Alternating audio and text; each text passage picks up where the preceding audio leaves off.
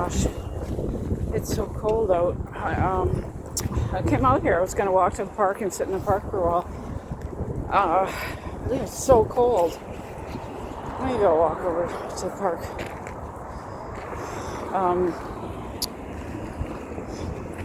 I had to go back and get a hat. My head is freezing. I'm still really cold. It's only like maybe minus 1 degree, but it's windy and cold. I was thinking today about if I can find this little video, I'm going to post it on my channel here, and it'll go in the shorts. It won't go in the video section because it's too short. It should be a video. Anyways, the impact on the family when you don't have elders in the family. I don't even know where do I want to go to the park? I guess so. Cruise over there. The impact on family members when there are no elders, when there is no one older, grandparents or aunts and uncles with wisdom that you can turn to when you're in trouble, or no one to set kids straight. There's no one overseeing anybody. And, when we're growing up, we're making mistakes, we're getting into trouble when we're teenagers or young adults, or we need someone to run to. We break up with somebody that we're dating, having trouble at a job, whatever. We all need someone to run to for advice or answers, or we're blatantly screwing up and there's no one to step in and set us straight and say, you know what, you're wrong. You're when there is nobody like that in your family, when there are 0 elders, and by elders, I mean people with wisdom. You don't gain wisdom and discernment just by getting old. And there's lots of people with no discernment. And sadly, there are families, with no elders. And your young people are in trouble when that's happening. And, when there's nobody, a smart elder in the neighborhood that you can turn to, or a priest, or a pastor, or a grandparent that's wise. And, I witnessed when you don't have anybody like this around and everybody's staying silent when kids are really screwing up, or kids are turning to you for advice or whatever. They're coming to you and you don't have your head screwed on straight, and you are misguiding them because you don't know right from wrong. Then, or when kids are deliberately doing something wrong and they're coming to you for you to take their side, and they're manipulating you, or you don't know what your role is, you don't know right from wrong as the older adult, and you're taking their side without supporting their parent, without asking questions, then you're a bloody disaster. You're a troublemaker. If you're sitting there silently watching somebody totally screw up, or watching somebody do wrong, you have a responsibility in that. You have accountability. You should have accountability. I'll give you a small example and how you can do people wrong. I'll give you a small example, and there's big examples and there's small examples. I'll give you a small example of when my dad died. My parents were separated. My mom had 6 children by him. He was an alcoholic. And like most alcoholics, he was lovely. He was a lovely human being when he wasn't drinking. When he was drinking, he was a monster.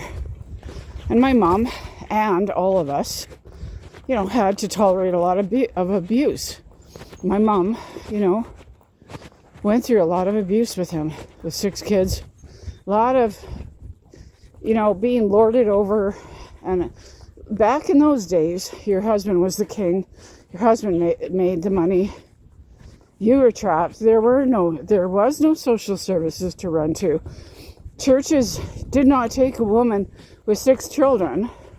Nobody's prepared to support 7 people financially and feed them and house them. Back then, there was nowhere for women to run to. So my mom went through a lot of abuse. So did we all. And at the funeral, one of my siblings gets it in her head. Okay, we're standing around the grave site, the grave side, and they're lowering the casket.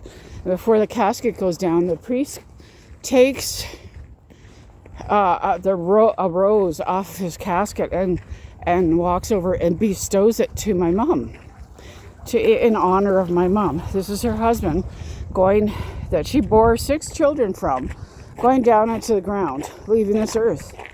The priest comes over and bestows my mom with this rose.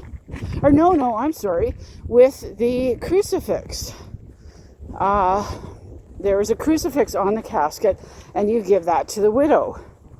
So he very, diplomatically, kindly comes over, and it's a ritual, right? It's a ritual for the community to witness this, that the widow is being shown respect. My sibling walks over in front of everybody. I don't know how many people, more than 100 people were there, and rips this crucifix out of my mother's hands because she doesn't think my mom deserves it. And my mom's horrified. My mom's humiliated. My mom's just shocked. And no one said anything. No one said anything at the funeral. Nobody said. I was, I think, 17 or 18 years old.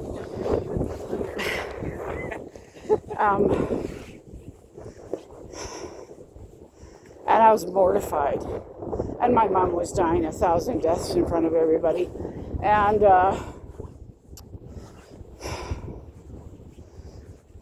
as I'm talking, I'm going back in time, and I'm seeing what I can see at the funeral, right? And my mom never said anything ever to her. And my sister kept this crucifix for decades. And I think maybe, I might be wrong, I think she just recently gave it to my mom. But the thing is, when there's someone like this who doesn't know right from wrong, they're haughty, they're indignant, when they don't know right from wrong over and over again like this, and they're doing things like this to people, and worse, when there's nobody in the community or in the family to step up and speak up, it doesn't have to be yelling and screaming, it doesn't have to be abrasive, but someone to step up and correct them. When you've got nobody correcting anybody in your family, you're screwed. Your young people are screwed. So are the older ones. And and I was just aghast that no one, and I probably said something, but everything I say falls on deaf ears because I'm younger than they are. And here's the thing, though. Here's the thing.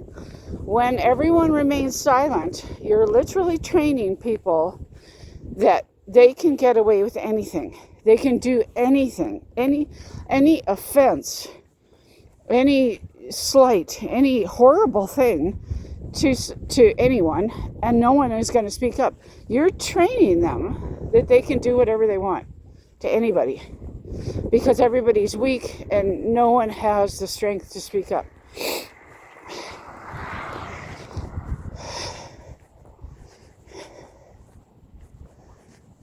And that's the way it's always been. Everyone is tiptoed around this family member. Everyone fears them. Everybody will deny fearing them. I've had a few family members call, like close family members, mom and other siblings, calling me, crying for support, literally crying tears, asking me for support. Everyone tiptoes around people like this, and they're afraid to say anything. I've never been afraid to say anything to this person. So they go after me, right? I've always been their target. But the problem is when you've got all these family members and community members, and when you've got all these people cowering in fear, you're training people that number one, they're right when they're not. When they're delusional about something and they have this idea that's totally wrong, when everybody's going along with it because they're afraid of them, you're making them think that they're right. And you're also training them that they can do anything. And I've seen this repeated in my family with another family member. That no one knew right from wrong. So older people in the family are validating them when they're wrong.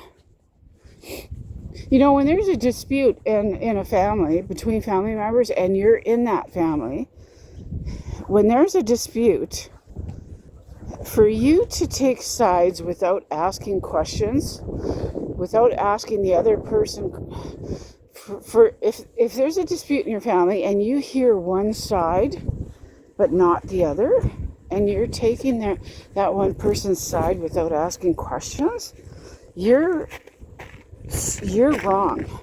There's something wrong with you if you're willing to take somebody's side without inquiring what actually happened. And unbeknownst to you, you may be validating somebody who's done something wrong or who is wrong in the situation. So if you think your silence doesn't matter, it does.